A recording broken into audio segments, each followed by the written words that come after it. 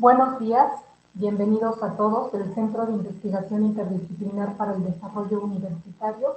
Les da la más cordial bienvenida a este quinto día de actividades de las jornadas de actualización docente, dirigido a toda la comunidad de la UAM, en donde el objetivo es aperturar espacios que permitan el análisis y la reflexión de la práctica docente para fortalecer el desarrollo de procesos de formación universitaria.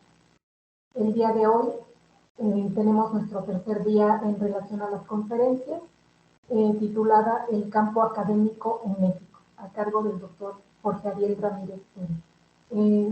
Me voy a permitir leer una breve semblanza del doctor.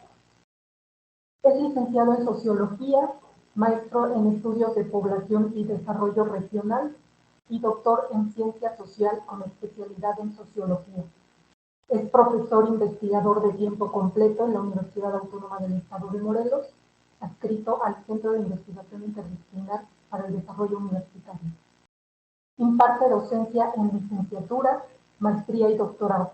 Ha publicado capítulos de libro y artículos en revistas nacionales. Sus temas de investigación giran en torno al estudio de los procesos de socialización de jóvenes en contextos migratorios, de modo que para comprender tales procesos estudia la interconexión de los temas de migración internacional, juventudes, cursos de vida, familias, educación, mercados de trabajo y expectativas de futuro de los jóvenes. Algunas de sus publicaciones más recientes son Políticas educativas en nivel medio superior de la calidad a la desigualdad. Universidad y diversidades desde la interdisciplina. Un estudio, fenomenología de la formación científica. Un estudio sobre la construcción del objeto de estudio en estudiantes de posgrado. Y finalmente, entradas y salidas múltiples, el proceso de socialización de un estudiante de posgrado PNPC en ciencias sociales. Siempre es un gusto compartir con los profesores investigadores de este centro, especialmente con el doctor Ariel. Y la dinámica, vamos a darle la palabra al doctor para su exposición y al término de esta exposición, ustedes pueden hacer preguntas mediante el chat, sus reflexiones, comentarios, y el doctor cuenta con 1 hora para su exposición. Muchas gracias. Le doy la palabra al doctor. Gracias, Italia. Bueno, pues buenos días a todas, a todos. Gracias de verdad por estar. Yo lo que voy a presentarles, me equivoqué en el título.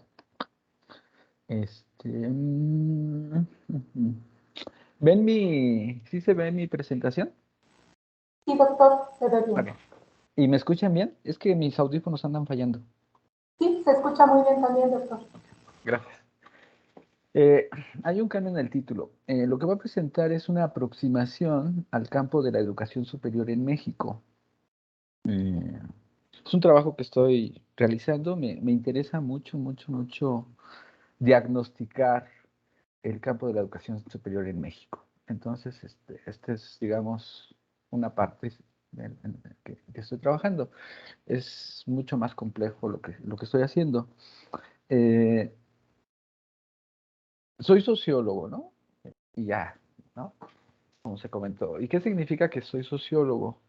Significa que tengo una manera de ver y de estudiar la educación superior.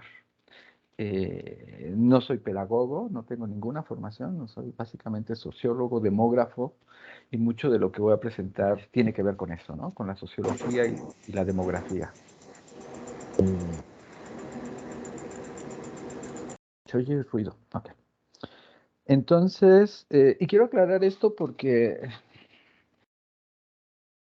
quizá en un primer momento, en una primera instancia, mucho de lo que presente, pues voy a presentar mucho dato, ¿no?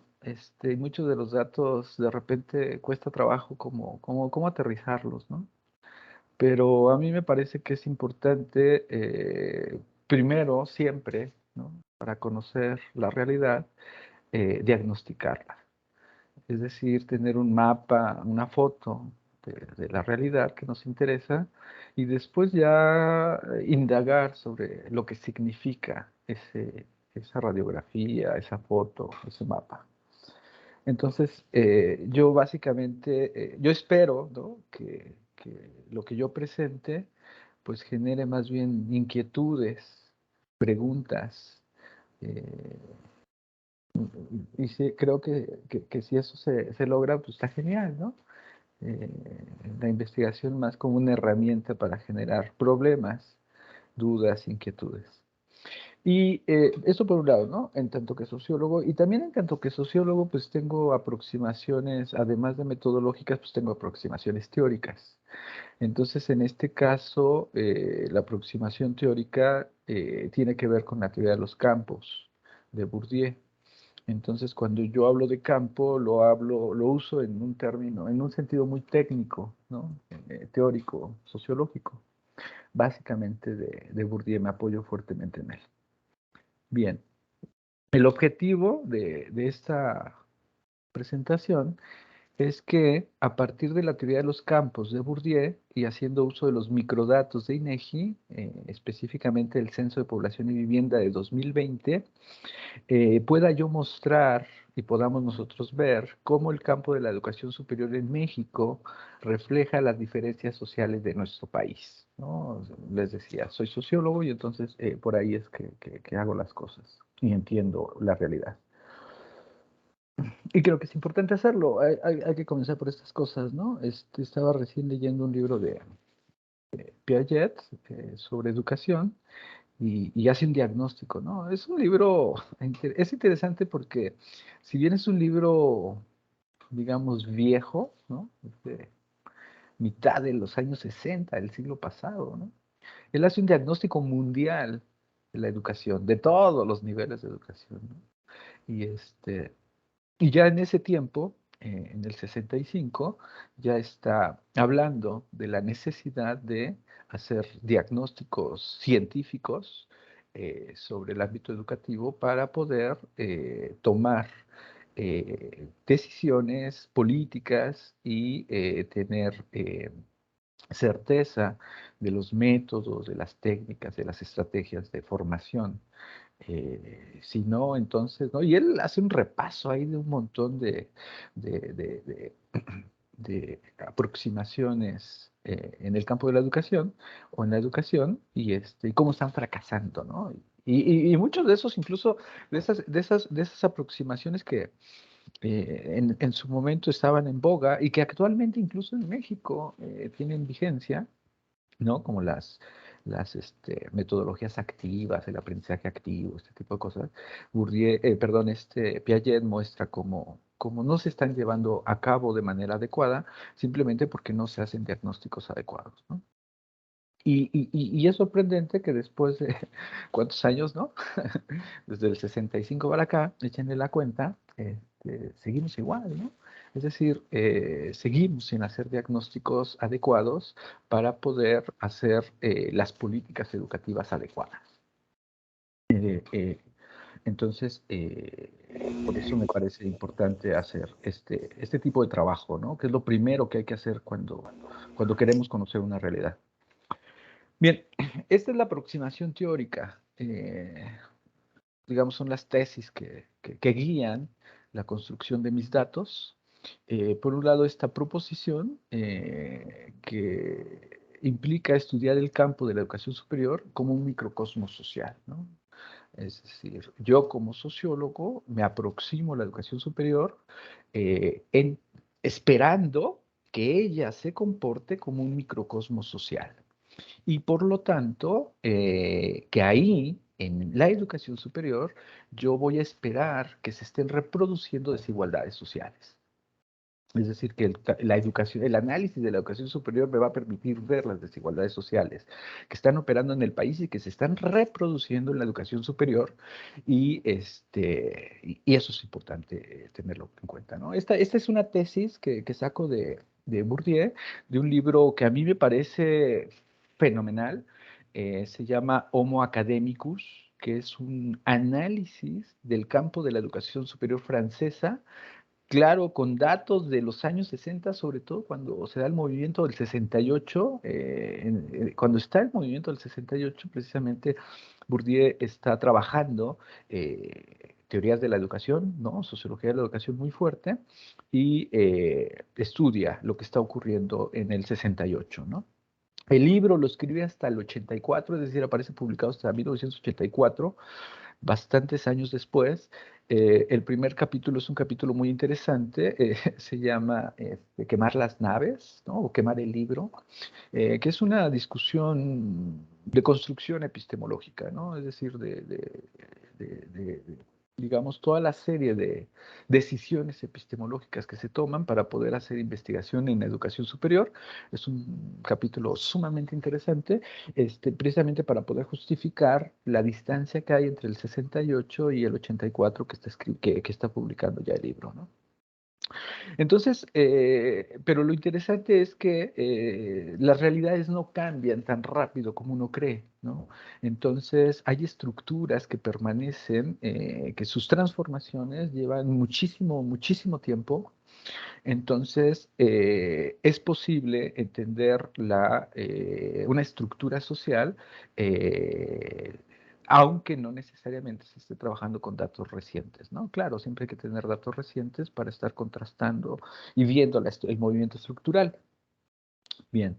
Eh, la tesis que retomo de este libro de Homo Académicos, y lo menciono porque es un libro que recomiendo mucho, sobre todo los que trabajamos educación y que estamos en el campo de la educación superior, creo que es un libro maravilloso de qué es lo que hay que entender en la educación superior, no como dar clases ni nada de ese tipo de cosas, ¿no? Sino la estructura del microcosmos social de la educación superior.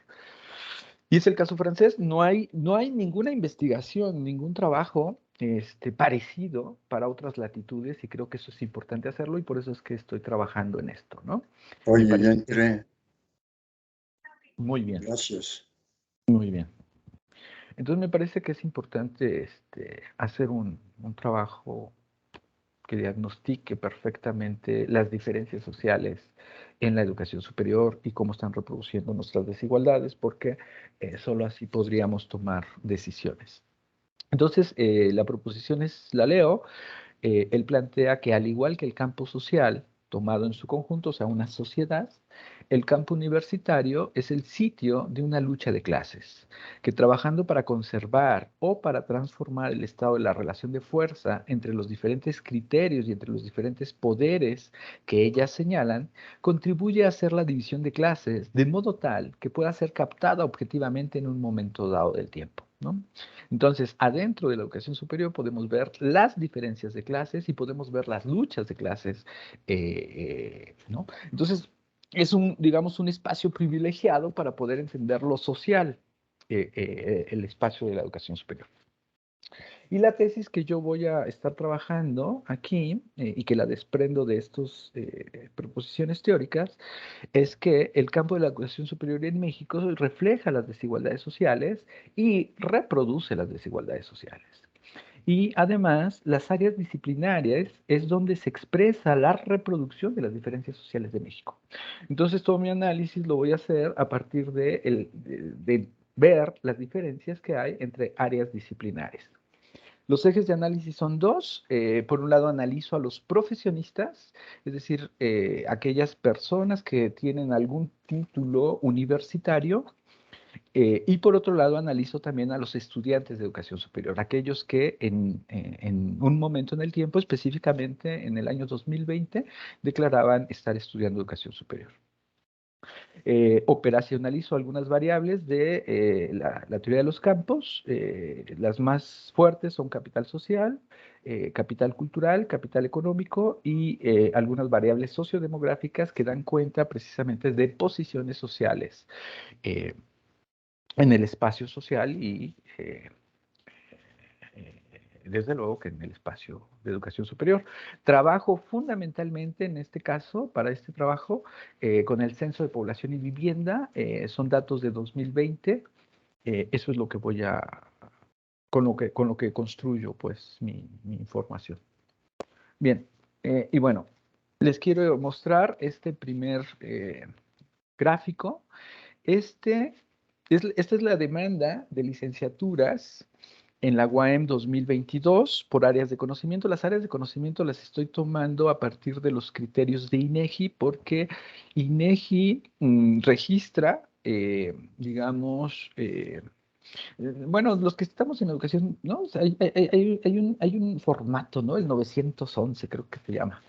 Entonces, INEGI les pide a todas las escuelas cada año les está pidiendo información sobre sus estudiantes, ¿no? Sobre sus planteles, etcétera. Entonces, y los publica INEGI. Y de ahí también obtiene información otros organismos como ANUYES, por ejemplo, ¿no? ANUYES tiene sus anuarios estadísticos y los toma de lo que publica INEGI.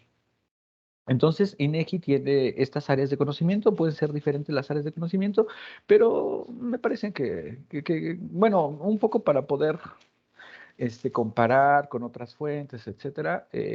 Por cuestiones de homologación, retomo estas áreas de conocimiento, que son educación, artes y humanidades, ciencias sociales y derecho, administración y negocios, ciencias naturales, matemáticas y estadística, tecnologías de la información y la comunicación, ingeniería, manufactura y construcción, agronomía y veterinaria y ciencias de la salud.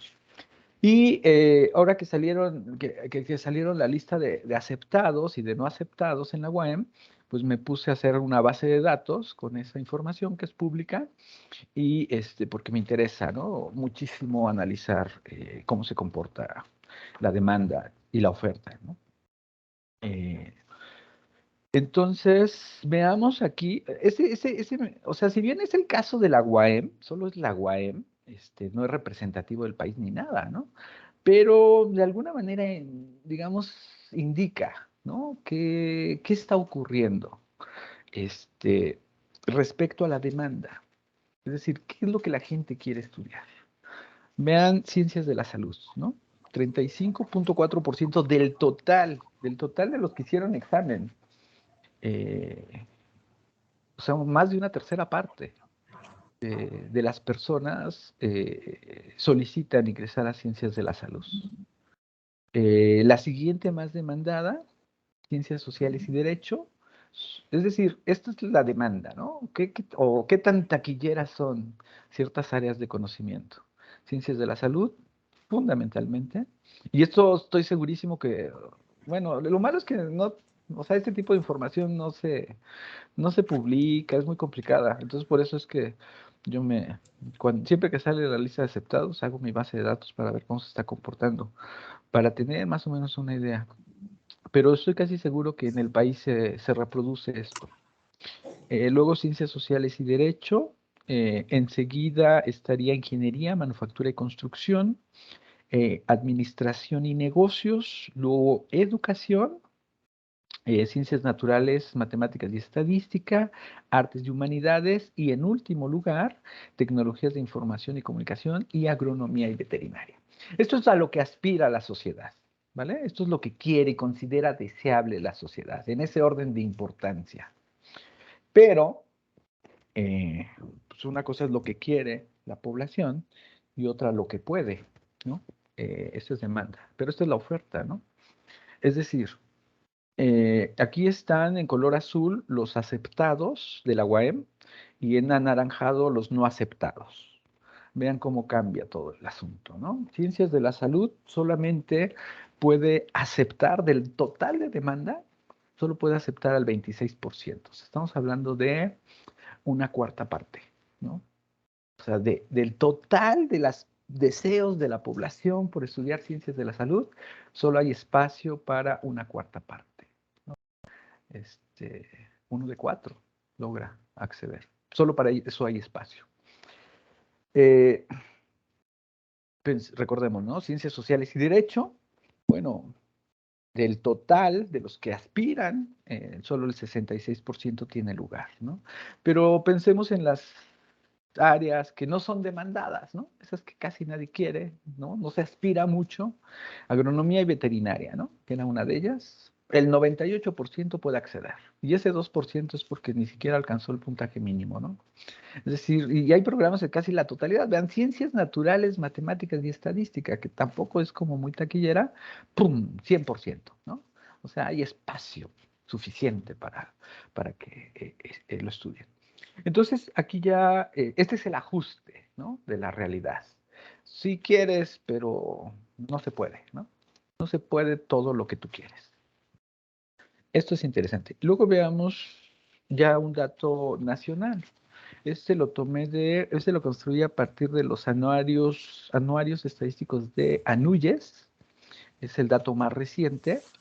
Es cómo se distribuye la población de estudiantes por áreas de conocimiento, es decir, los que ya están inscritos, que sí tuvieron espacio, etcétera, ¿no?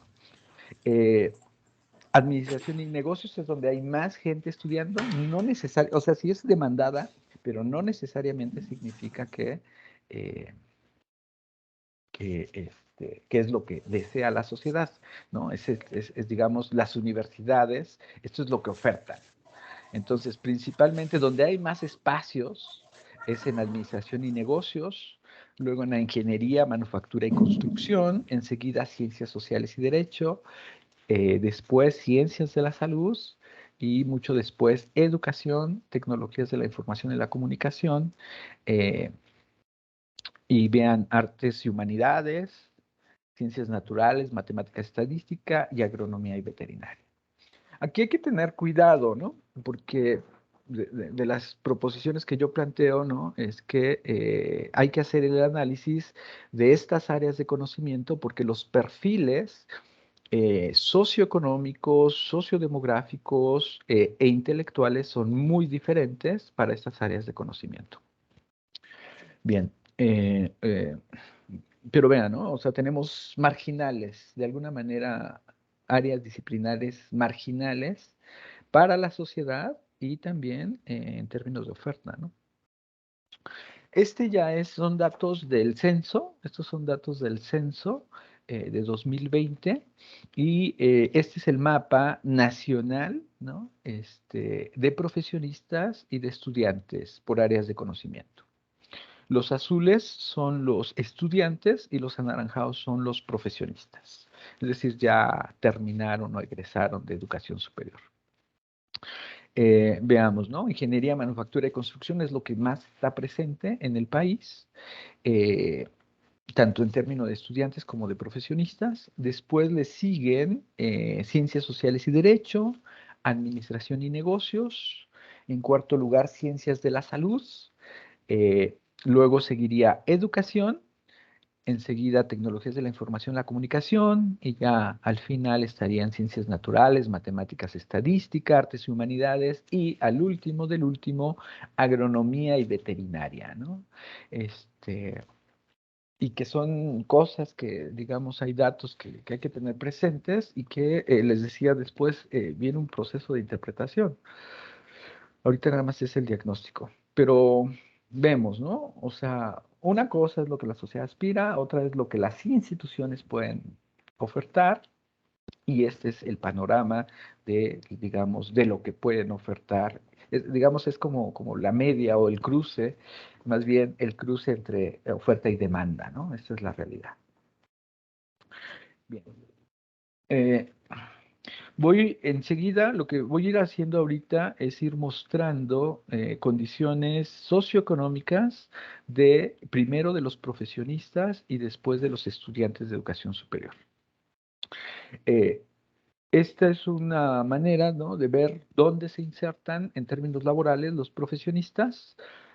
Vemos fundamentalmente, ¿no? Que todas las áreas disciplinares, en su mayoría, se insertan en un área de profesionistas y técnicos, ¿no? O sea, y tiene sentido, ¿no? Tiene sentido que es el espacio, digamos, o el nicho laboral pues, de los profesionistas, ¿no? Eh, pero también hay que poner atención a otras actividades, ¿no? Por ejemplo, y sobre todo donde saltan o resaltan ciertas ocupaciones, ciertas áreas de conocimiento, ¿no? Por ejemplo, pensemos en esta. Son trabajadores en actividades agrícolas, ganaderas, forestales, caza y pesca, pues ahí se concentran los profesionistas de agronomía y veterinaria, tiene sentido, ¿no? Pero también tenemos, por ejemplo, no olvidemos de comerciantes, empleados en ventas y agentes de ventas. Ahí tenemos todas las profesiones, ¿no? Si bien las proporciones alcanzan apenas el 10%, son espacios laborales, pero son autoempleo, ¿no? Entonces, sí habla de que hay una proporción importante en todas las profesiones de autoempleo o hay precarización laboral.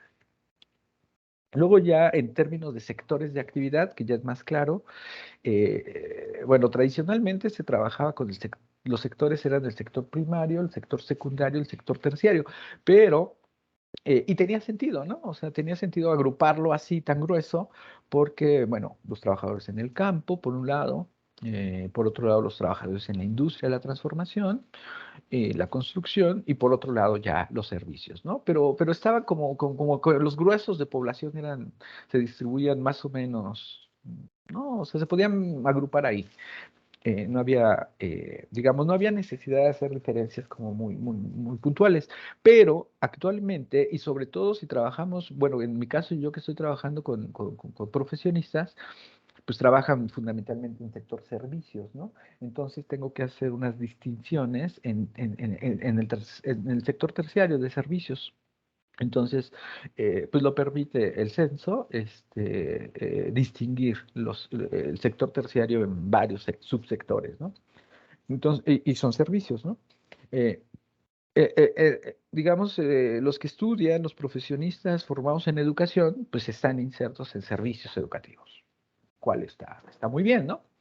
Es decir, están trabajando para lo que estudiaron. En ciencias de la salud también, ¿no? Sector servicios, ahí muy fuerte.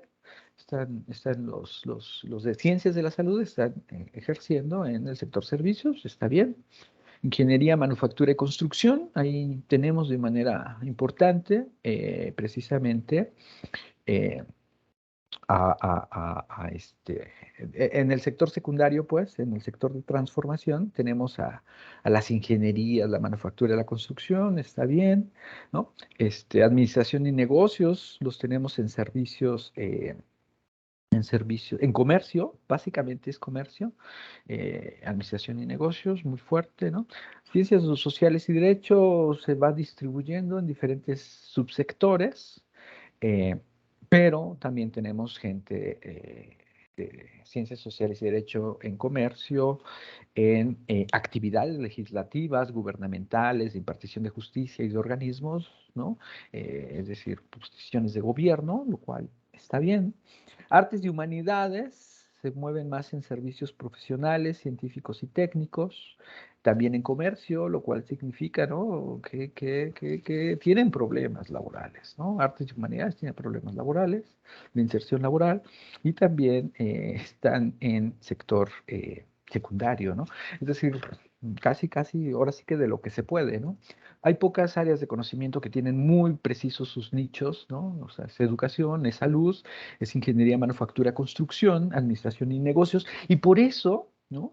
Por esos espacios laborales es que la sociedad demanda ese tipo de áreas de conocimiento, ¿no? Recordemos las primeras gráficas, están demandando salud, están demandando administración negocios, están demandando ingeniería, manufactura, construcción. Es decir, la sociedad tiene claro cuáles son los espacios laborales, ¿no? Lo que ocurre es que las instituciones no necesariamente pueden satisfacer esa demanda. ¿No? Las vean, por ejemplo, las áreas más marginales como agronomía veterinaria, pues, donde se pueda, ¿no? O sea, donde se pueda, o sea, en todo le tienen que pegar, porque en algún lugar tienen que encontrar trabajo, ¿no? Artes y humanidades también tiene esa situación, y ciencias naturales, matemáticas y estadística también. Bien. Eh, ¿Cuál es el ingreso? Este es el ingreso mensual, ¿vale? Registrado para el 2020, que tiene problemillas el censo, ¿no? Siempre los ingresos tienen problema, pero bueno, de alguna manera ilustra, ¿no? Esto es lo que ganan al mes en promedio en el país, o en el año 2000 es lo que estaban ganando. Vean, quienes ganan más es ingeniería, manufactura y construcción. Luego de ahí le sigue administración y negocios, luego ciencias naturales, matemáticas y estadística, enseguida ciencias sociales, derecho, luego ya a la mitad, ¿no? En términos de las posiciones económicas de ingreso, está ciencias de la salud, Y al último, ¿no? De los últimos están educación y están agronomía y veterinaria. Hay que tener cuidado con esas áreas de conocimiento. Las prestaciones laborales, eh, si bien educación tiene ingresos bajos, se compensa, digamos, con las prestaciones laborales, ¿no? El sector educativo, más o menos ahí se compensa, son los que están un poco mejor posicionados, ¿no? Administración y negocios también. Pero vean, otra vez agronomía y veterinaria están en posiciones precarias, ¿no? Y por eso la sociedad tampoco aspira a agronomía y veterinaria, ¿no? Y todo lo que implique eso, ¿no? Bien, una variable sociodemográfica que es importante para ver pautas de reproducción social tiene que ver con el estado conyugal, ¿no? El estado conyugal implica, pues eso, ¿no? Transición de la adultez, llegar a la adultez y formar un hogar, reproducir a las nuevas generaciones. Eh, eh, ¿Qué es lo que tenemos? En el caso de los profesionistas casados unidos, son relativamente mayoritarios, son mayoritarios en los profesionistas en el área de la educación, en agronomía y veterinaria, en ingeniería, manufactura y construcción, quizá administración y negocios, aunque ya no tanto. ¿Qué significa esto? Significa que estos profesionistas de estas áreas de conocimiento están reproduciendo patrones sociales y patrones culturales. ¿Vale? Hay unos que ya no lo están haciendo. Veamos, por ejemplo, el caso de artes y humanidades. Son profesionistas, 46.9% solteros. Ellos ya no tienen pautas de reproducción tradicionales, ¿vale?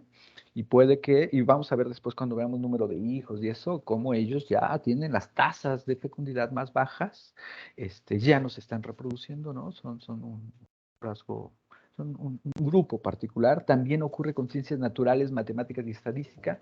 Ellos ya no están reproduciéndose de maneras tradicionales. Eh, bien. Y aquí esta es la relación de parentesco que mantienen los profesionistas. Puse 4 relaciones de parentesco. Los azules son cabezas de hogar. Le puse yo cabezas de hogar, no puse jefatura, porque es todo un asunto ahí, ¿no? Quise evitarme ahí una serie de cuestiones, además, también cognitivas, ¿no? ¿Quiénes están al frente del hogar? Pueden ser ambos, pueden ser uno, no importa. Eh, Hijo respecto del cabeza de hogar, algún otro parentesco con respecto al cabeza de hogar o que no tienen ningún parentesco, ¿no? En general, los profesionistas vemos, ¿no? En general, vemos que son cabezas de hogar, están al frente de un hogar, por arriba del 50-60%, pero nuevamente vemos el caso de artes y humanidades es interesante, ¿no? El 53% son cabezas de hogar, pero el 36% son hijos, ¿no? Es decir, son profesionistas que no han salido de su hogar, ¿no? Siguen estando en su hogar y por eso también están solteros, pero también recordemos que no necesariamente tienen las mejores condiciones laborales, ¿no? Y aquí ya también está indicando que tienen otras formas de estar entendiendo el mundo y esas formas de entender el mundo son, digamos, provienen del hogar, de la socialización en el hogar, pero también provienen de la socialización en el área disciplinar, ¿no? Aquí se están cruzando ya las socializaciones de diferentes momentos de socialización. Promedio de hijos por áreas de conocimiento también, de acuerdo con la información de quien está al frente del hogar. Vean, las tasas más altas es de 1.9 hijos, o sea, casi 2 hijos. Estos están en agronomía veterinaria. Lo que pasa es que ahí viene todo un asunto demográfico importante, ¿no? En términos demográficos, ¿ok? En términos demográficos. En términos demográficos, para que una sociedad se pueda reproducir, una población se pueda reproducir, pues siempre la reproducción implica dos, ¿no? O sea, implica un hombre y una mujer, pues. Y esos que se unen, se van a morir. Entonces, si se van a morir, pues tienen que encontrar su reemplazo, tienen que fabricar su reemplazo. Es decir, si se mueren dos, tienen que reproducir dos. Entonces, las tasas de fecundidad o el número promedio de hijos por pareja tienen que ser dos para que se reproduzca una población. Porque si está por abajo de dos, y luego si le añaden mortalidad, etcétera, etcétera, pero si está por abajo de dos, esas poblaciones van a perecer, van a desaparecer en el tiempo. ¿Vale? Entonces, agronomía veterinaria, vean, son los más tradicionales, incluso en términos de prácticas de reproducción, ¿no? Educación está ya por abajo de los dos, pero siguen teniendo tasas de reproducción de reemplazo, ¿no? Cercanas al reemplazo. Y ya después empiezan todos a bajar, ¿no? Pero de manera, vean, importante, artes y humanidades. Ellos ya no tienen intereses en reproducción, ¿no?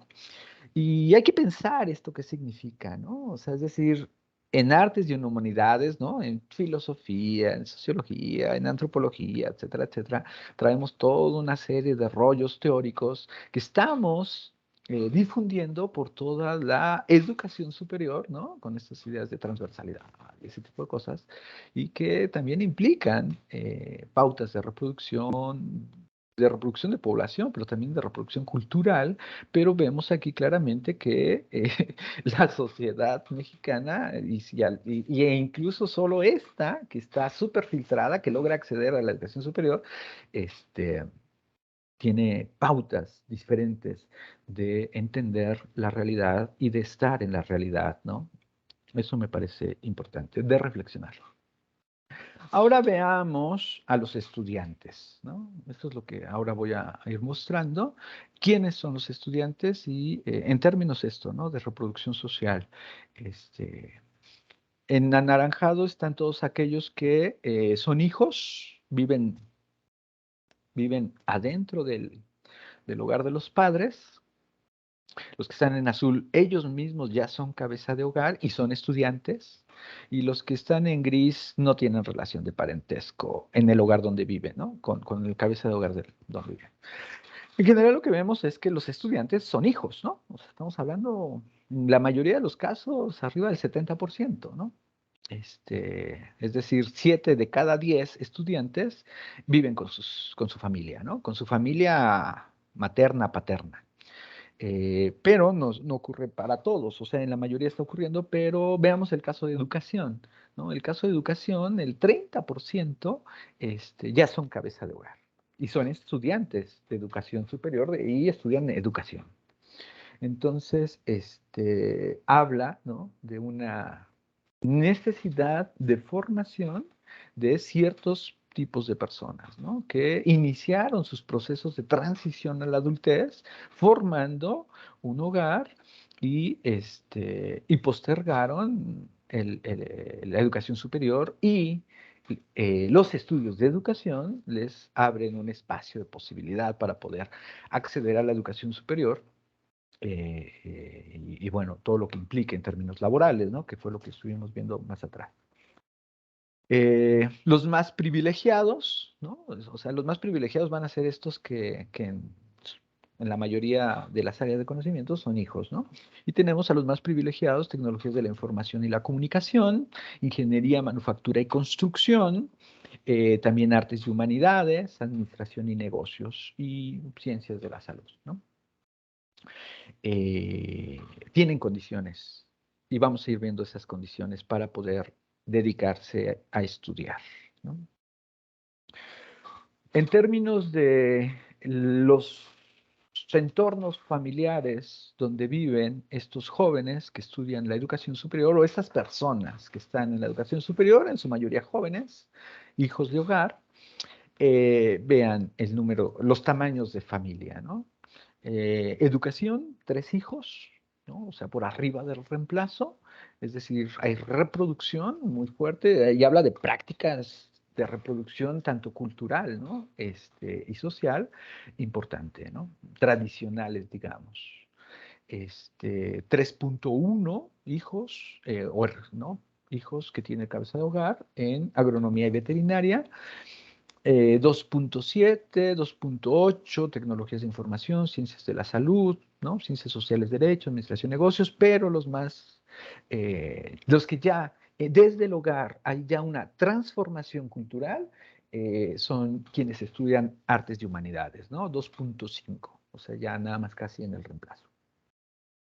El ingreso que perciben los padres de estos estudiantes, ¿no? Para que puedan asistir a la escuela. Vean el que salta así de manera muy fuerte, ¿no? Artes y humanidades, ¿no?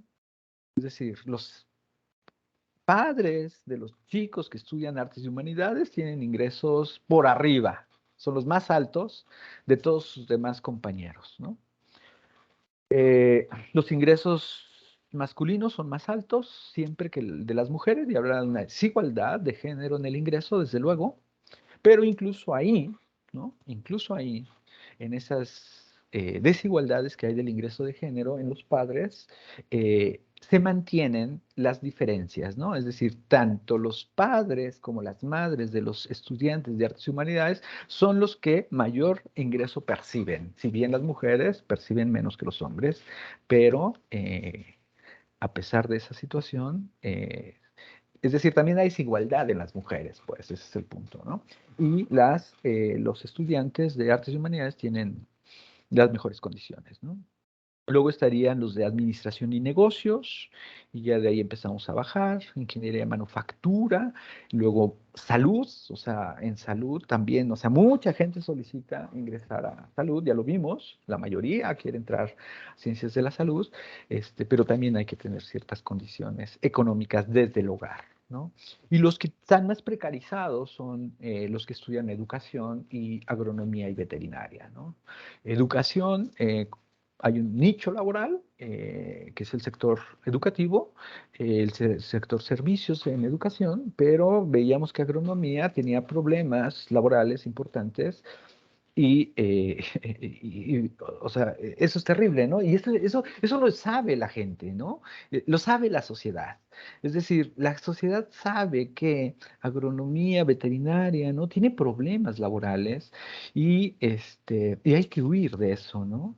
Y por eso es que se van buscando otras opciones, pero el deseo no puede ser satisfecho, ¿no? Por un lado, por digamos, la posibilidad institucional de recibirlos, por un lado, ¿no? Pero por otro lado, también hay condiciones estructurales, macroestructurales, sociales, que ponen los límites, ¿no? Más allá de los deseos y de las inquietudes. Y entonces los ingresos son importantes, ¿no? Y entonces si tienes bajos ingresos, tienes muy pocas opciones, además para poder competir en los espacios eh, disciplinares de las universidades, ¿no? Las prestaciones laborales son bajas, muy, muy bajas. Recordemos, las prestaciones laborales de los profesionistas estaban arriba de 5. Las prestaciones laborales de los chicos, de los padres de los chicos que están en la universidad, son muy bajas, ¿no? O sea, los más altos apenas alcanzan 2 prestaciones laborales. Hablamos de trabajos precarizados, ¿no? Si bien los ingresos incluso pueden llegar a ser ligeramente más altos que los de los profesionistas, para el caso de los padres, pero son precarios, ¿no? Son de fuerte incertidumbre laboral. O sea, hablar de prestaciones laborales habla de certidumbre laboral, ¿no? Entonces, en general tienen problemas, pero aún así hay privilegiados y marginales, ¿no? Y nuevamente vemos, ¿no? El campo de agronomía, veterinaria, educación de los marginales, ¿no? Educación, digamos, a la mitad del camino. Salud, perdón. Veamos las escolaridades, que esa es otra variable sumamente importante, porque aquí es donde se da la reproducción cultural.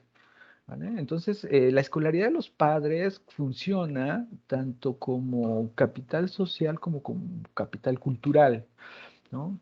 Es decir, es lo que han acumulado en años de estudio los padres y están en condiciones de poder apoyar o no apoyar a los estudiantes, ¿no? A sus hijos. En azul está la escolaridad del padre y en anaranjado está la escolaridad de la madre, lo cual es sumamente interesante, ¿no?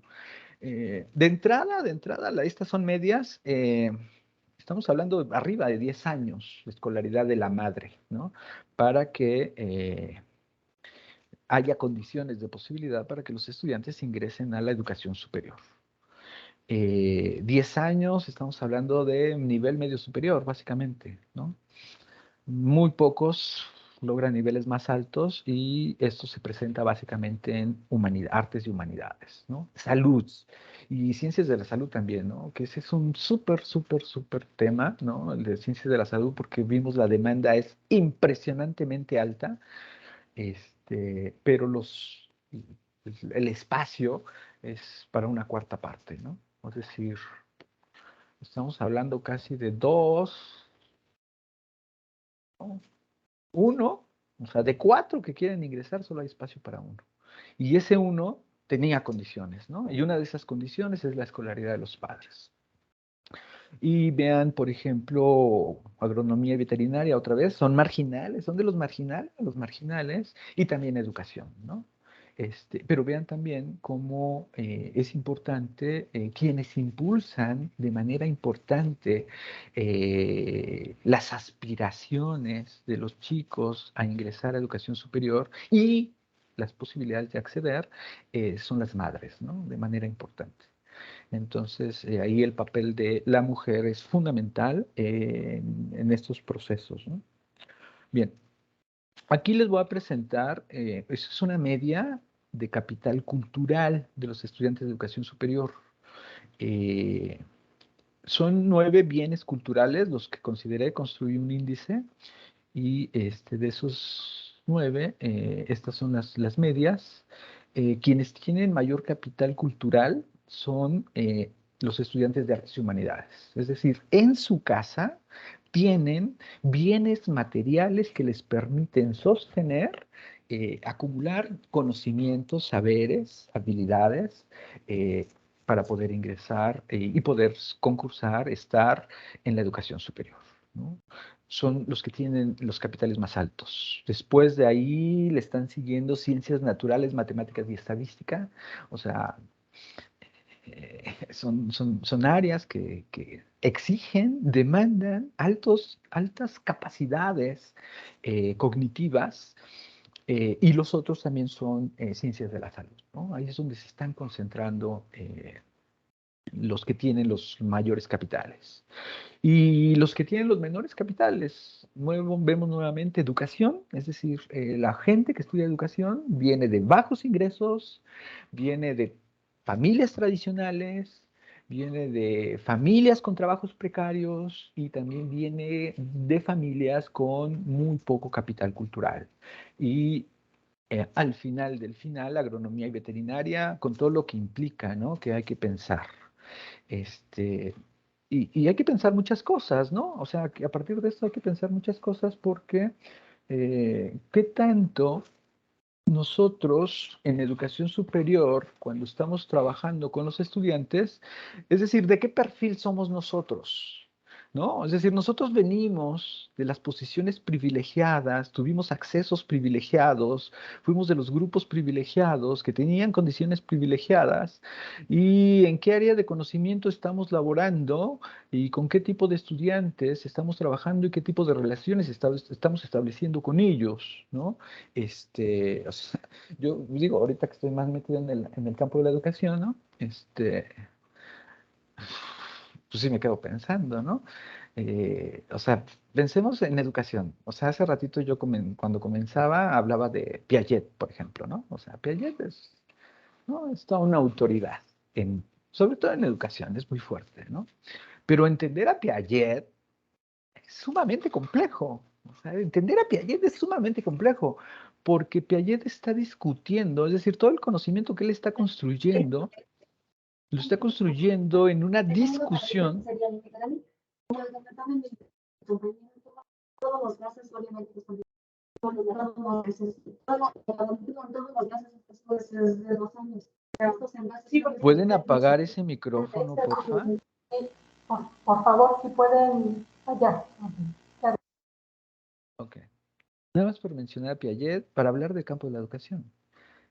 Entender a Piaget, a mí me está costando, me cuesta terriblemente. El señor era un erudito, o sea, y no un erudito, un científico erudito, ¿no? Con su primer publicación científica a los 10 años de edad. Un conocimiento impresionante de la lógica, de la filosofía, de las teorías a nivel mundial. Y está discutiendo en contra de la filosofía, está discutiendo, ¿no?, de la filosofía de la ciencia, está discutiendo en contra de las teorías de la educación, de las teorías pedagógicas, de las teorías psicológicas, ¿no? Hay que dominarlas y después discutirlas, ¿no? Y entonces, o sea, hay que contar con un gran capital, con grandes capitales para poder leer a Piaget. Y resulta que se da Piaget en el área de la educación, entonces la posibilidad de recepción de Piaget, ¿no?, en el área de educación, en esas condiciones, con este tipo de población, pues son bajas, ¿no? Muy, muy, muy bajas. Entonces genera problemas de comprensión y genera problemas de reproducción de la disciplina misma, ¿no? Y no quiero pensar qué pasa en agronomía y veterinaria, ¿no? Bien, ya para cerrar. Esto es lo que yo termino diciendo. Se pueden decir muchas más cosas. Los datos presentados permiten sostener que el campo de la educación superior, al ser analizado por grandes áreas de conocimiento, refleja las diferencias económicas, sociales y culturales de nuestro país. Existen espacios laborales para aquellos que vienen de orígenes más bajos, como educación, agronomía, quizás salud.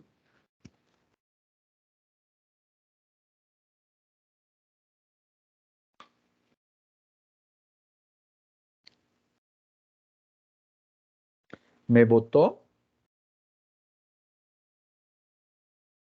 Ya ya me escuchan o Sí, estamos sí, todos desconectados. sí.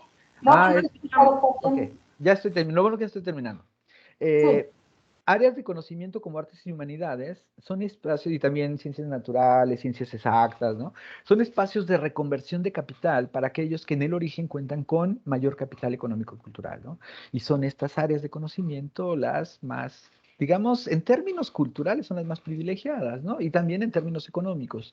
Y entonces ahí hay transformaciones importantes que me parece interesante seguirlas, pero implican, es importante tenerlas en cuenta respecto a las demás disciplinas porque no puede, o sea, hay un problema fuerte aquí.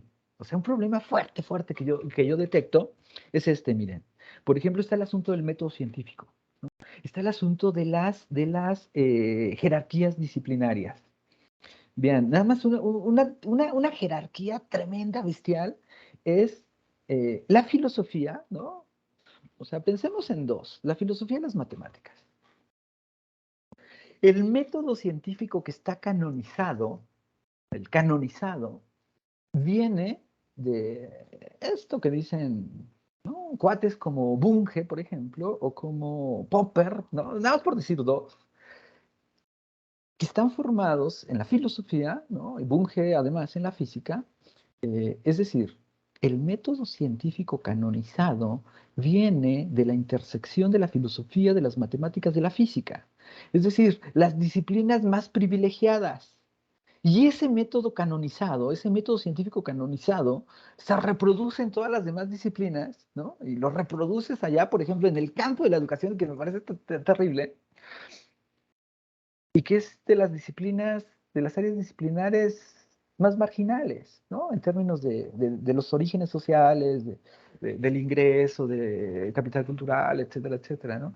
Entonces, pues, por eso generamos una serie de traumas tremendos a los chicos, ¿no? Y las ciencias, las mismas ciencias, o sea, a mí me sorprende el caso de la educación. La educación es las ciencias de la educación me parece que le imitan mucho la filosofía y se creen todo el rollo canónico de la filosofía de la ciencia y de la epistemología, etcétera, de la ciencia que viene de orígenes privilegiados y creo que de las que más imitan es ciencias de la educación, pero lo hacen en condiciones sociales de precariedad y de marginalidad y entonces pues, tenemos una bola de profesionistas traumados, acomplejados, ¿no? Porque se están reproduciendo, se están imponiendo jerarquías que no corresponden, jerarquías disciplinares, jerarquías epistemológicas, que no corresponden a las realidades de las cuales provienen los sujetos, etcétera, etcétera. Por eso me parece fuerte, muy, muy fuerte. Bien, ingenierías, administración, negocios son áreas de reproducción de familiares con mayor capital económico, pero bajo capital cultural, ¿no? En fin, podemos seguir por ahí. Me parece que el análisis es interesante, se pueden discutir y bueno, abro ya el espacio para discutir. Muchas gracias, doctor. Efectivamente, muy interesante los datos.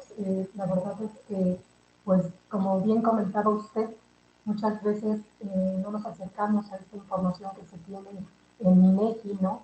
Y yo recuerdo también apenas, a mí me preguntaban cuáles son las carreras que están en la universidad, ¿no? Porque me decían, mi hijo ya salió y no sabe qué va a estudiar, no sabe qué carreras están en la universidad. Entonces, estos datos también, como bien decía, ¿no?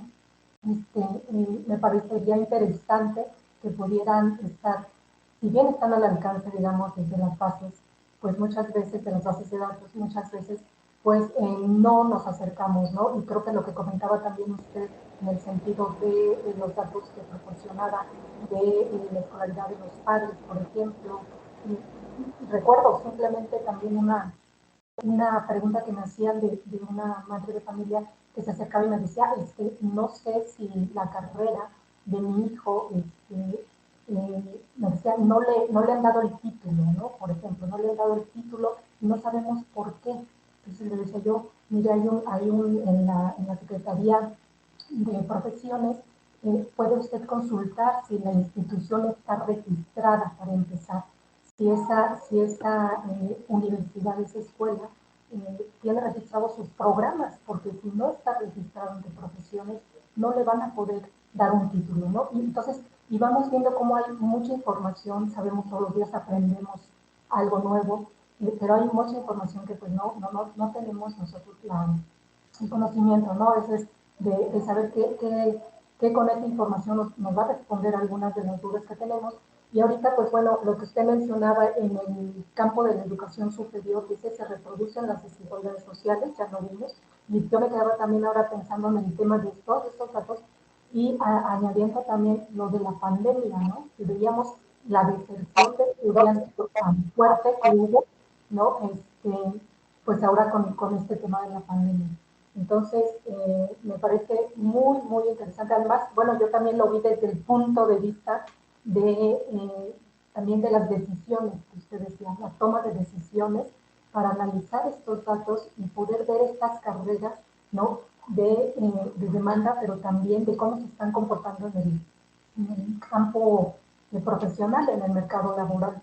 Entonces creo que el conocer siempre estos datos muy interesantes y saberlos interpretar, porque también pues el análisis es complicado para las personas a veces pues que no están dentro de esta área. Y bien decía también, recuerdo un artículo que también comentaba esta exclusión, decían, del lenguaje, por ejemplo, científico que se da en los programas de los que estudian pues posgrados, ¿no? A veces en ocasiones pues los lenguajes que se manejan van influyendo a los demás, porque bien usted ahorita decía, y que entiendan el campo, los que salen del campo educativo, cuando hablamos de Piaget, cuando hablamos de ciencia social, es un grupo, ¿no? Igual en las otras disciplinas. Pero bueno, vamos a dar el micrófono a nuestros participantes para que puedan hacer sus preguntas al doctor. ¿Quién quiere participar?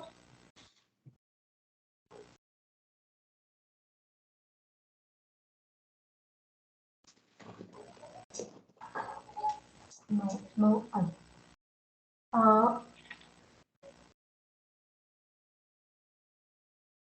Adelante, Galván Acevedo Julián, por favor. Sí, ¿qué tal? ¿Sí me escuchan bien? Sí, sí se escucha bien. Ok, yo tengo una pregunta, a lo mejor es un poquito descabellada. Pero bueno, hablaba usted de para evitar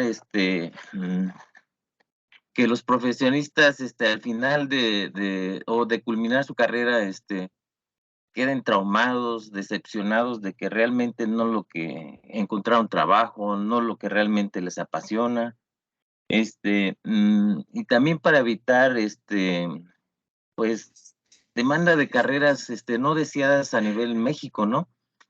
¿No se podría hacer un estudio como el que usted hizo a nivel nacional, pero que trabajara como un engrane con las universidades para que ese estudio arroje únicamente una gráfica que las carreras más importantes es donde aumentaran la matrícula escolar en las universidades. Más o menos, digo, no creo que se nivele eso, ¿no? Demanda de trabajo y profesiones, cantidades de matrícula, ¿no? No sé si se puede hacer esto. A lo mejor sí se puede hacer un estudio, pero digo, no sé las autoridades, tanto de universidades como de empresas o gobierno, lleguen a una plática y sentarse, ¿sabes qué? O la nación demanda esto del sector salud, de ingeniería, de administración, de todas las carreras, y recomendamos que las universidades tengan este tope de cada número de matrícula, ¿no? Para que al final, pues no sé, no exista eso, ¿no? De profesiones frustradas. Sí, eso lo tiene que hacer, o sea, se tiene que hacer, lo tiene que hacer, desde mi perspectiva, quien tiene que hacer eso es la Subsecretaría de Educación Superior. El problema, y aquí ese es el problema es que todas esas posiciones dentro del gobierno son posiciones políticas y no tienes a la gente capacitada. Y resulta que, por ejemplo, yo pues, quiero hacer ese tipo de cosas, pero el acceso a la información es... O sea, yo te puedo decir, por ejemplo, la fuente de información que se requiere para hacer ese análisis, la tiene Ceneval. Es decir, Ceneval tiene todos los datos sociodemográficos de todos los aspirantes por año, por semestre, de todo el país. Y es información que está clasificada, no hay posibilidad de acceso. Entonces, la otra información pues, es INEGI, ¿no? INEGI es una fuente de información, pero lo que te ofrece, lo que te permite, no te permite hacer análisis que permita precisamente ver, digamos, la relación oferta educativa, demanda educativa y espacios laborales.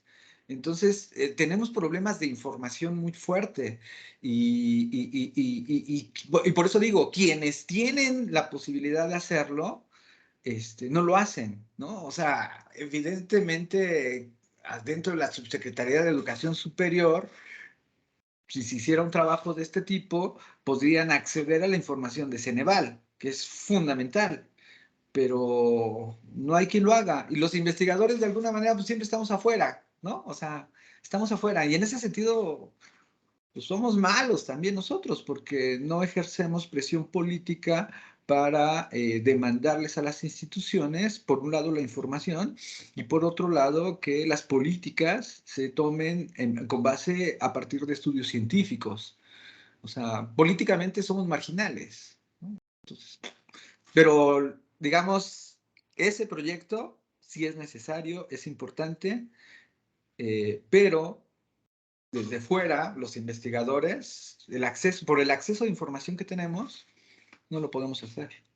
Y quienes lo pueden hacer y deberían de hacerlo, que deben de hacerlo, pues no tienen ningún interés político en hacerlo, ¿no? Ni capacidad intelectual. Así es, profesor. Bueno, eso es lo que yo puedo comentar. ¿Sí me escucharon? Ok, Sí, gracias. sí, se escucha muy bien. ¿Alguien más? Bueno, voy aquí en el chat, preguntan, ¿por qué cree usted que la sociedad quiere más las ciencias de la salud?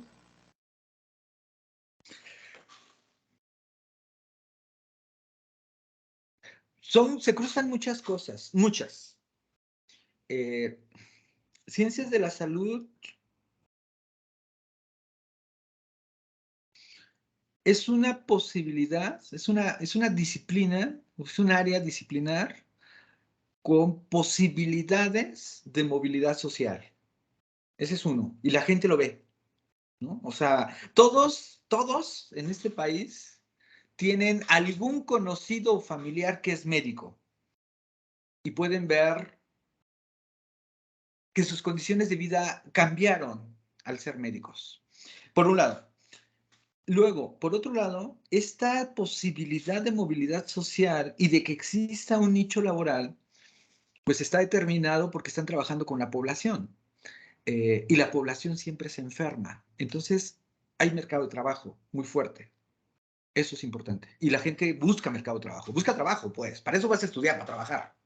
Y eso lo ven. Segunda, digamos, esos son los dos factores más fuertes, ¿no? Los factores más fuertes. El problema, y de esto, digamos, se genera un problema y de ese problema se deriva un tercer elemento que lo hace deseable. Como el acceso o sea, estamos hablando de una cuarta parte. O sea, salud solo satisface una cuarta parte de la demanda. Entonces, al final, los que logran ingresar son privilegiados. Y esto les da un estatus social que ninguna otra disciplina tiene. Es decir, antes, ¿no? Todavía recordemos en las películas, ¿no? De los años 50, ¿no? De la época del cine de oro, el importante era el licenciado, ¿no? El licenciado era el importante. Esa era la profesión importante. En muchas localidades, en muchos lugares, el importante ahora es el médico. Entonces, en términos de jerarquía social, tienen un estatus muy alto, además porque trabajan con la vida. Y entonces, ese estatus es el que también persiguen las personas. Es decir, dado que el acceso al área de la salud está muy restringido, te hace un privilegiado el acceder. Y ese privilegio tiene su reconocimiento social y tiene su reconocimiento en términos de jerarquía social. Entonces adquieren un gran estatus, te da mucho estatus ser médico. Y eso la gente lo quiere. La gente, o sea, las personas queremos diferenciarnos de los demás, ¿eh? Hacia arriba, no hacia abajo. Ahorita está el escándalo este del Sonora Grill, ¿no? Que está destapando estas cosas. Pero queremos privilegios. Los seres humanos queremos privilegios, ¿no? Y medicina, el área de salud, te da privilegios, tiene estatus. Y por eso se busca y se desea. Y ahí es donde está su desgracia también, ¿no? La competencia es tan terrible que los que logran acceder y logran terminar se sienten tocados por los dioses. Se creen el estatus, lo viven, lo encarnan. Y eso es tremendo. Listo. Muchas gracias. ¿Alguien más? Hay algunos comentarios en el chat que dicen, muy interesante los datos que comparte, muchas gracias. Dice, en el análisis general de la información, dice, la pregunta es, ¿se observa alguna tendencia o diferencia significativa por regiones o entidades federativas del país?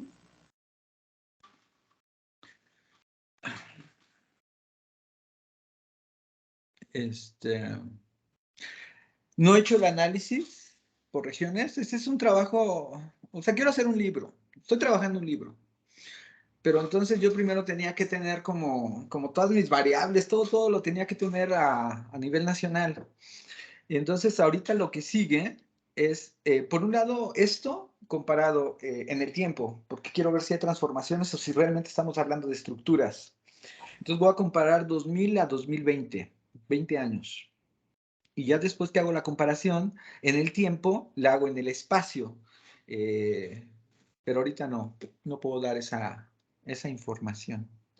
Y es que empieza a ser complicado. O sea, el censo, la base es buena.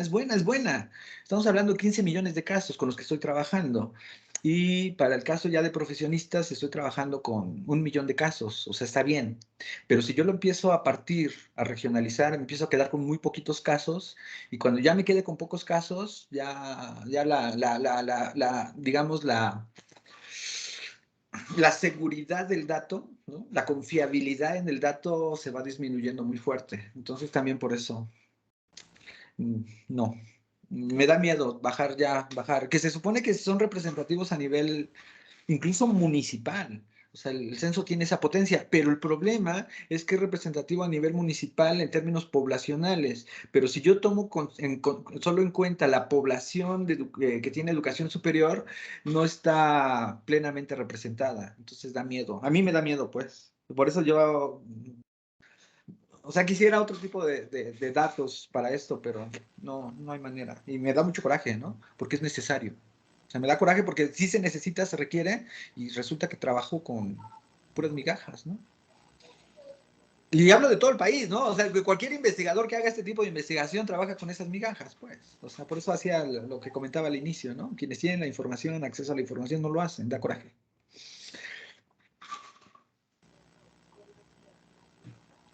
Gracias, doctor. Otro comentario es, dice, muchas gracias, una plática muy interesante. Personalmente me sorprendió la brecha de género al comparar su gráfica del número de años escolarizados versus la gráfica de salarios o prestaciones. Saludos. Sí. O sea, este asunto de las brechas, de la desigualdad de género salarial es tremenda. O sea, sí, es tremendo, ¿no? Como, o sea, de una manera muy fuerte quienes empujan la educación superior son las mujeres, y son las madres, y son precarias. O sea, es terrible. Y para que se pueda reproducir la desigualdad social. O sea, se monta, es decir, es otra dimensión de la desigualdad de género que no está claramente planteada, ¿no? Y no es algo que yo, o sea, que yo haya querido plantear. O sea, simplemente yo tengo que poner los datos, pero los datos ahí sí saltan solitos, ¿no? Desde luego, comparto completamente la sorpresa. No, yo no, digamos, teóricamente sí espero cosas, ¿no? Sí esperaba cosas, pero sí es tremendo, tremendo. Incluso en un congreso, apenas, ahorita está el congreso de ALAS, de la Asociación Latinoamericana de Sociología, presenté datos y nadie me creía los datos, dudaban de mis datos.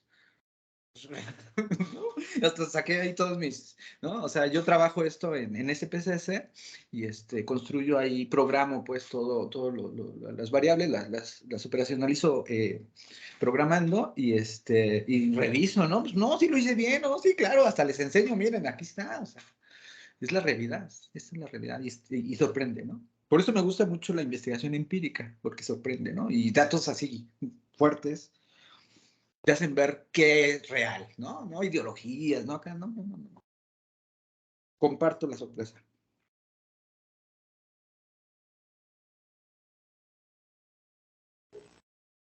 Dice, también se puede apreciar que los profesionistas están laborando en el área de educación en mayor o menor medida y no en su área laboral que les es propia de su área disciplinar.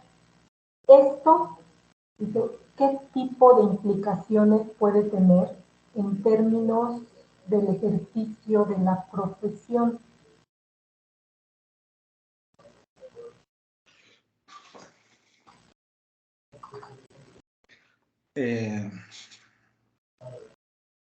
Yo fui profesor de prepa muchos años, 13 años fui profesor de educación media superior. Y sí, era constante que me enfrentaba a la molestia de los chicos, chiquillos, ¿no? Adolescentes. ¿Y esto para qué, no? Así bien enojados. ¿Para qué estudiamos esto? Si ni hay trabajo. Ese es el problema, ¿no? El problema de todos aquellos, y que son bastantes, que no logran insertarse en el nicho laboral para el cual fueron formados, pues son los que promueven que no tiene sentido estudiar, ¿no? No tiene ningún sentido. Porque vas a terminar de comerciante, ¿no? Veíamos en el sector de comercio, ¡pum! Ahí están todas las profesiones. Es decir, todos los que no tienen posibilidad de acceder a un espacio laboral de acuerdo a su formación están ahí en comercio. Fuerte, fuerte. Y todas, ¿eh? Vimos ahí la gráfica, ahí están todas, ¿no? Entonces, pues ahí se genera mucho resentimiento. Hay mucho resentimiento, ¿no? Esta frustración, estas vocaciones frustradas. Y ahí también será interesante ver hacia dónde se va a mover, ¿no? Pero no lo sé, no sé hacia dónde se va a mover. Son cosas que sí hay que estudiar. O sea, por eso me gustan este tipo de trabajos, porque más que certezas, salen un montón de preguntas, ¿no? O sea, ahí hay que estudiar, ahí hay que investigar. O sea, sí, hay que investigar a todos aquellos que no tuvieron oportunidad, que sí estudiaron, se fletaron, pasaron los filtros y al final te tocó allí. ¿Y qué está pasando? ¿Y qué impacto va a tener también en la reproducción, ¿no? O sea, hijos de profesionistas que ya dicen, nah, pues ya para qué, ¿no? O sea, ya mejor déjame tu negocio. O sea, ¿qué tipo de reproducción está viendo ahí? Son preguntas que hay que hacerse, que yo no sé, yo no lo sé. Y por eso me gusta, les digo, hacer así las cosas, porque pues ya de aquí yo empiezo, ahora el estudio acá, ahora el estudio acá. No, no me ando inventando problemas de investigación, ahí están los problemas, un montón. Comparto la pregunta, la duda. Qué feo, ¿no? En lugar de darles respuestas, nomás les digo, les comparto su duda, comparto su asombro. Pues sí, pero soy honesto. Yo estoy igual. Muchas gracias. Y damos la palabra al maestro Julián, por favor. Órale, ya la había bajado, pero bueno, tengo una pregunta, pero a lo mejor es un poquito, está a un lado del tema central, pero finalmente, es acerca de educación, ¿no? Por ejemplo, en la universidad, hay periodos donde se hacen ajustes a los planes de estudio, ¿no? A las materias en especial, ¿no? Sus unidades y bueno, yo lo que he visto aquí en la universidad, bueno, más bien no he visto bien cómo lo realizan, ¿no? La universidad o cada facultad o cada unidad académica, ¿no? Me tocó en ciencias químicas participar en una materia y bueno, yo hice unas peticiones y me sorprendió que las pusieron tal cual yo dije, ¿no? Cuando yo apenas tenía poco de haber ingresado a dar esa materia, ¿no? Específicamente en procesos químicos industriales. Y bueno, yo opiné de acuerdo a la experiencia que viví trabajando en la industria, ¿no? A la experiencia que obtuve. Pero, analizando un poco, ahorita se me vino a la mente, ¿por qué la universidad, no convoca a sus unidades? Bueno, no sé cómo lo haga, pero que sugiera que los planes de estudios se hagan con un estudio como el que usted hizo, ¿eh? Adicionando algunas cosas más, realmente, ¿qué necesitan?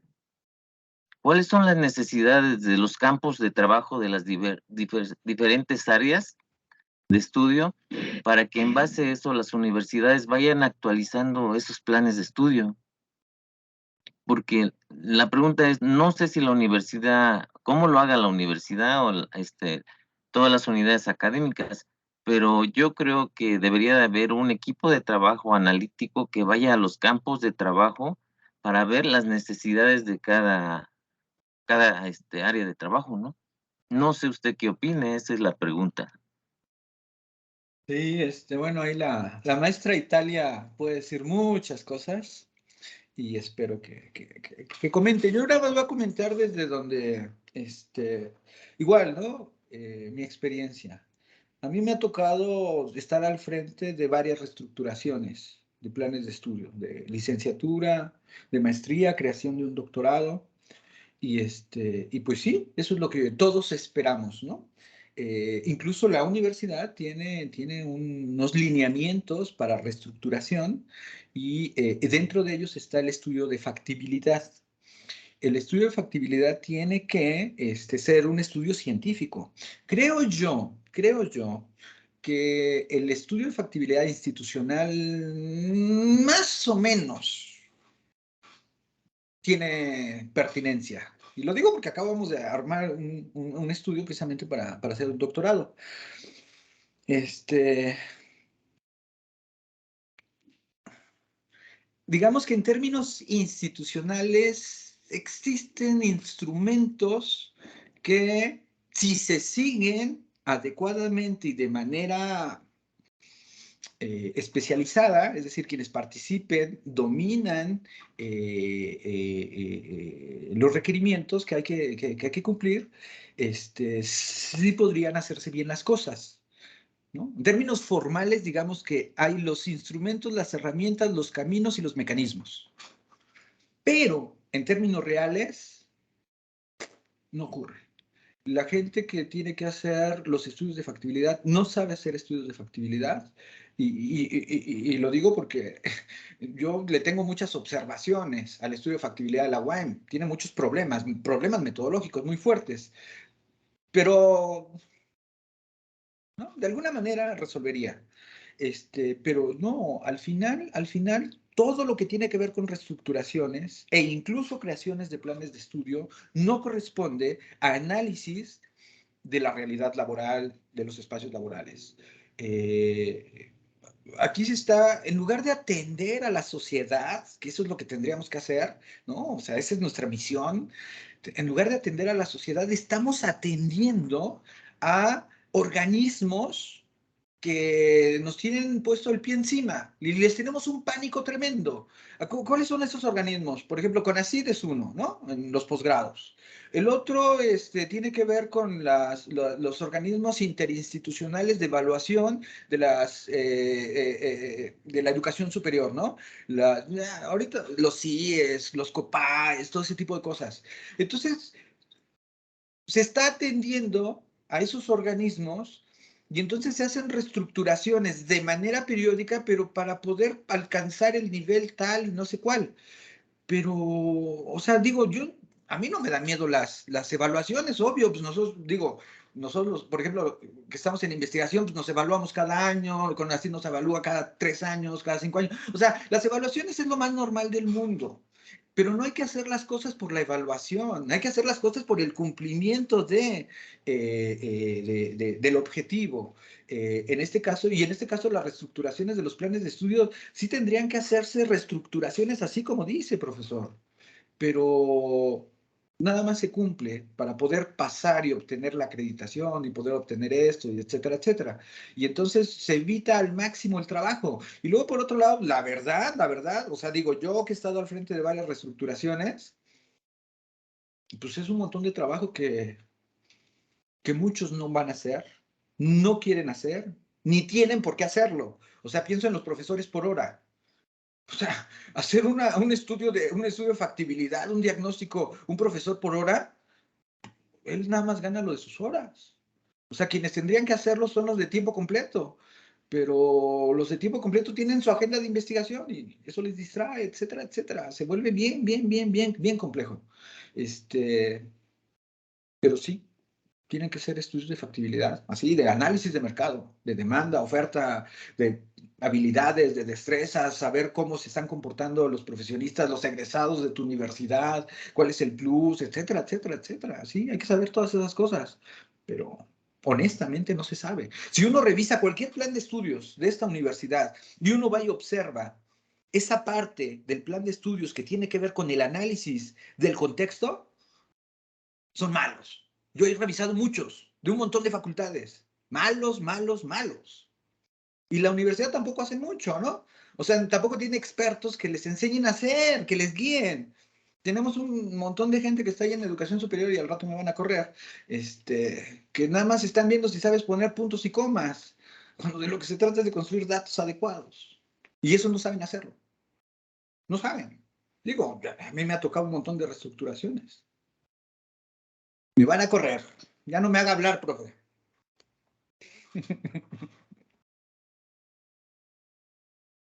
No, porque al contrario, doctor, el espacio, ¿no?, de reflexión de las jornadas.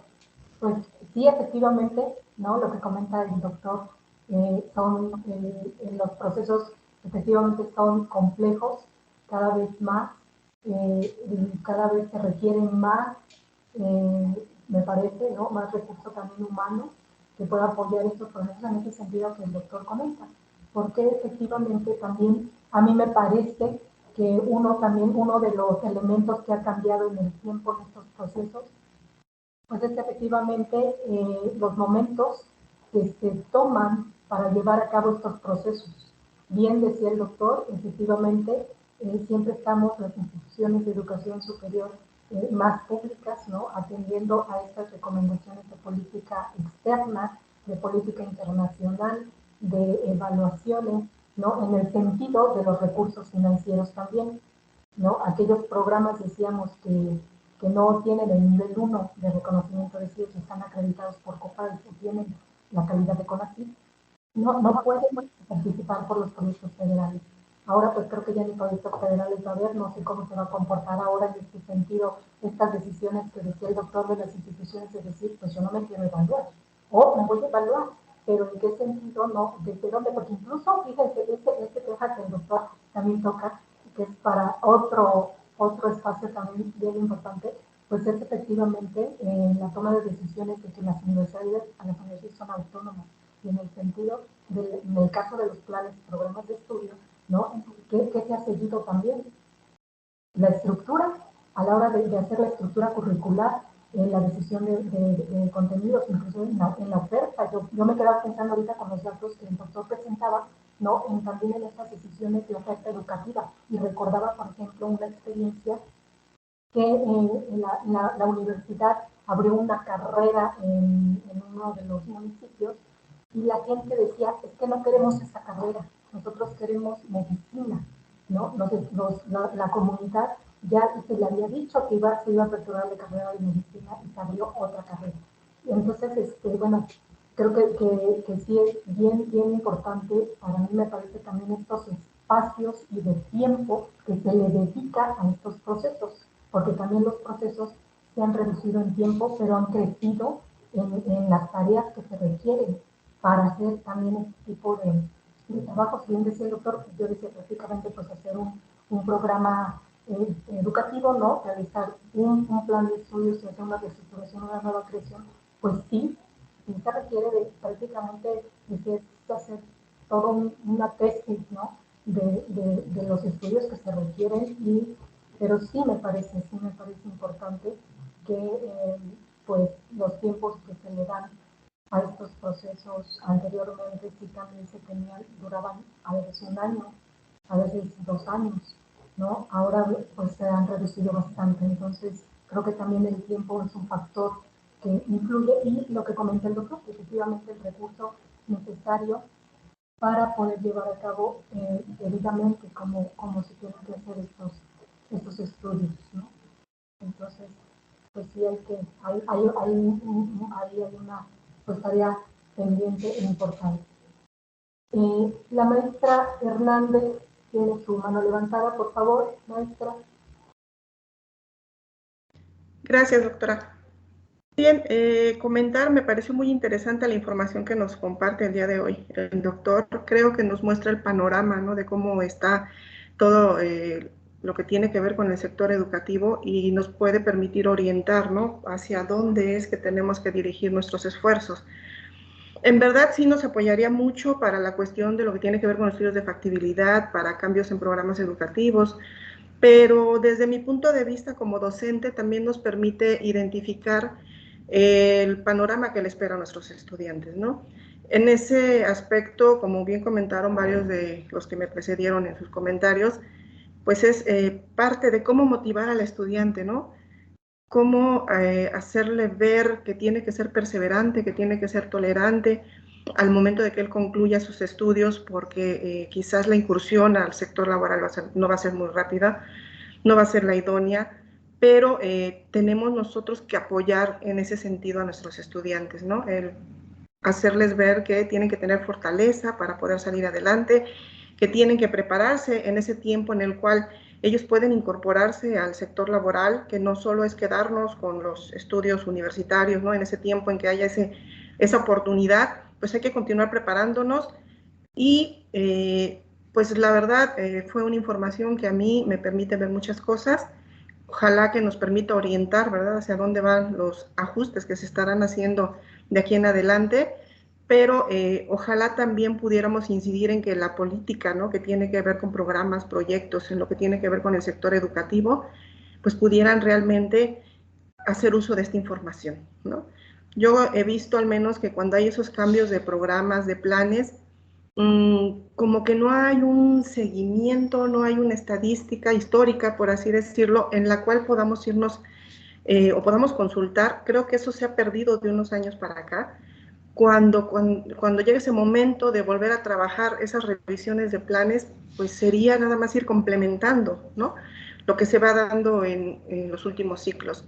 Entonces, como que tenemos que rescatar mucho de esas cuestiones estadísticas, y por ello me pareció tan interesante lo que nos presentó el día de hoy el doctor. Gracias. Muchas gracias, maestra. Hay otro comentario, otra pregunta aquí en el chat. Dice, desde el análisis de Bourdieu en la educación superior, se plantea que el sistema educativo pone barreras de eliminación escolar. Usted señaló que 1 de cada 4 en salud ingresa y en agropecuarias ingresan todos. La pregunta es, ¿tendrá el dato de qué proporción en estas áreas de conocimiento concluyen la universidad? Sí, bueno, sí, no, ya es otro dato. No, no tengo el dato de, digamos, de las tasas de titulación. Sí, ya es un análisis más fino, pero sin conocer el dato, dada la estructura, las presiones que hay al interior, yo te podría asegurar que las tasas de titulación en salud son las más altas, y de las más altas, de las más altas, porque ya están hiperseleccionados, y estoy casi seguro que en estas áreas marginales como agronomía veterinaria las tasas de titulación son súper bajas y de las más bajas. O sea, siempre va a estar reproduciendo la estructura social. Entonces, no tengo el dato, pero como hipótesis, yo esperaría eso. O sea, estoy hablando de tasas de titulación en salud por arriba del 90% y tasas de titulación en agronomía, dada la precariedad, la marginalidad, por abajo del 50%. O sea, es que hay procesos de reproducción. Y si ellos ya vienen con un montón de condiciones, o sea, yo tengo, por ejemplo, tengo el puntaje. No lo puse, debía de haberlo puesto. Tengo el puntaje de esto, ¿no? De los procesos de selección. O sea, el puntaje de salud es de 90%. El puntaje de agronomía es de 30%. O sea, es decir, sacan 3 de calificación apenas si logran entrar, pues. En cambio, los de salud están hiper seleccionados. Hiper.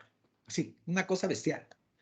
Y entonces eso se reproduce en las tasas de titulación.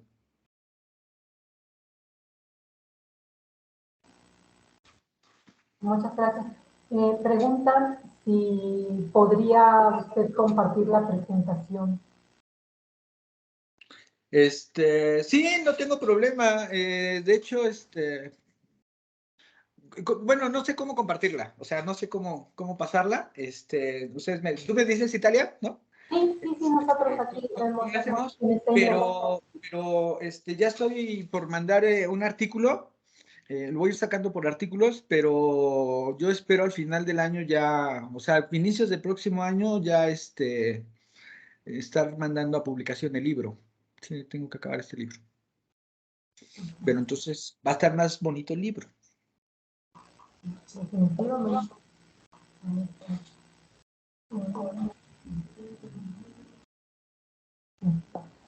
¿Alguna otra pregunta, comentario, reflexión que gusten hacer?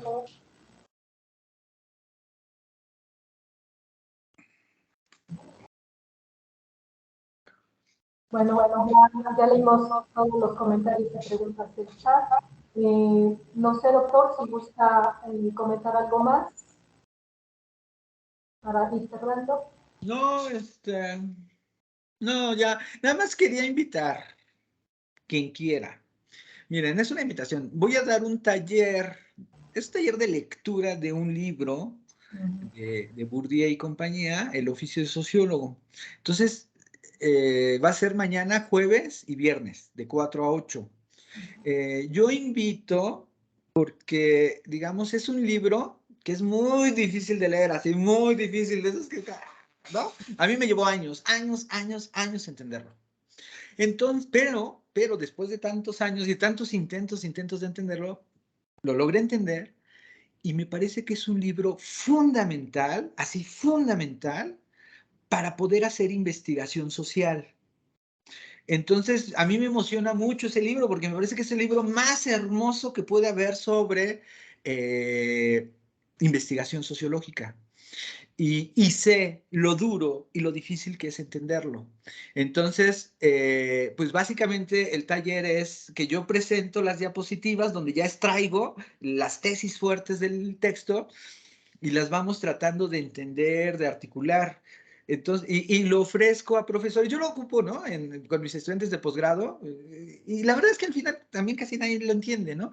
Pero yo espero que los profesores de nivel superior, y que no tiene uno mucho tiempo de estudiar y que cuesta, porque está difícil de leer, pues que tengamos ahí como un espacio de leer, donde yo ya extraigo todo, ya no tienes que leerlo todo, y logras entenderlo al final, y la importancia sobre todo de dominar ese texto para, sobre todo los que trabajamos áreas o materias que tienen que ver con investigación social, ¿no? Entonces, pues es más bien la invitación, si no se han inscrito, ¿no? No tengan miedo, va a ser muy suavecito en el sentido de que sí es duro, pero lo vamos a ir entendiendo, diseccionando, etcétera, etcétera. Y creo yo que es un libro así clave para hacer investigación. O sea, más allá de tanto libro de metodología que existe, etcétera, etcétera, etcétera, a mí me parece que este es el libro que hay que leer. Invitación. Ok, muchas gracias. Pues bueno, entonces con esto estaríamos cerrando el día de hoy esta actividad y bueno, pues ya el doctor mencionó, se va a tener este taller para leer y comprender el oficio del sociólogo y también los invitamos a las 2 conferencias restantes de estas actividades y jornadas, que es retos y desafíos a la educación superior desde algunos feminismos, la violencia a las mujeres. Y la última, la cultura de paz como responsabilidad universitaria, reflexiones en torno a la mirada de los docentes universitarios. Y bueno, Tania, Iván, ¿puedo decir algo último? Sí, adelante, por favor. Yo soy coordinador de la maestría que tenemos en el CIDU, la maestría en investigación interdisciplinar en educación superior. Es una maestría que pertenece al Sistema Nacional de Posgrado, CONACYT, y ya armamos, ya tenemos el plan de estudios para el doctorado, ¿no? Ya esperamos que arranquemos el próximo año el doctorado, se hizo estudio de factibilidad, fue avalado, etcétera, etcétera. Entonces, invitarles a quienes quisieran estudiar nuestra maestría, está abierta la convocatoria. Creo que es una maestría importante, ¿no? Podemos estudiarla, o sea, es para estudiar la educación superior, desde el ángulo que quieran, administrativo, académico, pedagógico, el que quieran. O, si ya tienen maestría y ya, ¿no? Pues esperar para el doctorado. Pero sobre todo, creo que sería muy importante, ¿no? Porque la idea de la maestría es hacer, o sea, un diagnóstico como un poco como este que hice, ¿no? Desde con diagnósticos, y la maestría es un buen espacio para hacer un buen diagnóstico, ¿no? Para el doctorado. Entonces, pues los invito a que revisen. No está así que, imposible de estudiar, ¿no?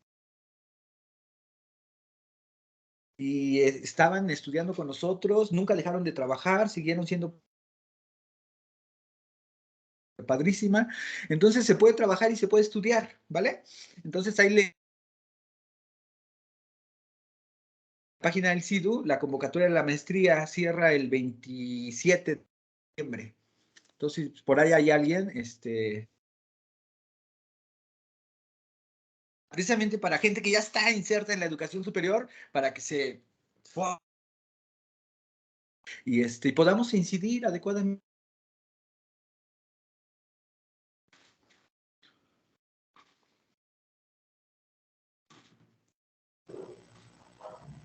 Sí, ahí en el chat ya se compartió la liga, ¿no?, de la página del centro.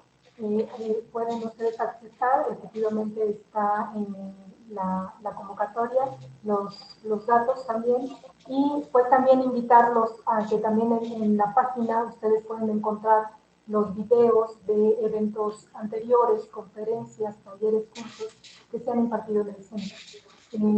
¿Dónde se ubican las oficinas del centro? Nosotros estamos ubicados en donde están las oficinas de recursos humanos y donde está la Dirección de Cultura. Ahí está ubicado el centro de investigación.